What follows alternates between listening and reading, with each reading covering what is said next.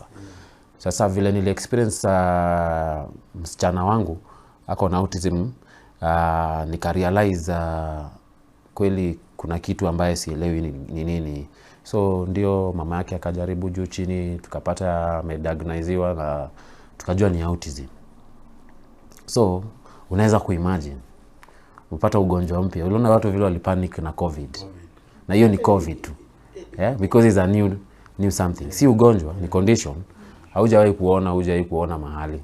So ndio maana mimi na appreciating autism mom sana, because nafikiria wanafaa kupewa hizo HCC zote, hizo honorary zote. Every year hata inarudiwa tena. It's a lot of work, and autism dads is a lot of work. So that experience kidogo nikafunzwa kidogo nika understand, nikafanya kazi na Autism Lights in cooperation tukapatana decide we can change this dynamic. This experience ambazo watu wamepitia na watoto autistic, hawajui mahali ya kupata matibabu, hawajui mahali ya kupeleka mtoto, wanaficha watoto nyumbani. Ukienda mahali kwingine kama Samburu, mtoto anatupwa kwa kichaka na kula na wanyama. Those cultures and taboos, hizo zina mambo mingi sana. So Autism Lights tukashikana sasa, mimi nika decide for this period now Kenya iko na amani.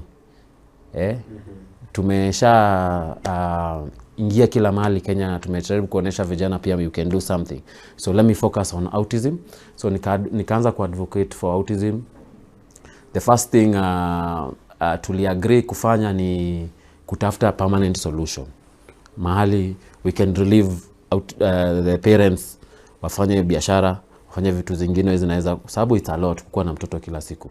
Most of these ladies end up being housewives. Not just only housewives, they end up shelving their careers. Most of these men, they can't cope with life because of that. So ni vizuri, tukaona ni vizuri tujaribu to relieve huyo mzazi. Tunaweza mkurelieve aje? Tunaweza kumrelieve by making sure that every autistic child in Kenya anaweza kupata mahali anaweza kupelekwa. Bwana Omara, tushiki